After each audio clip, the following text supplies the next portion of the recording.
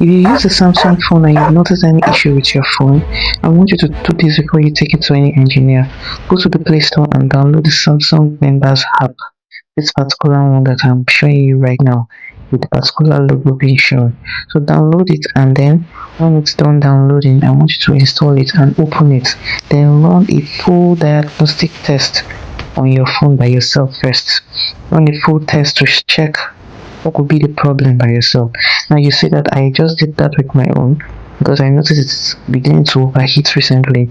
So this will check all the parts of your phone for you to be able to tell you what the problem might be.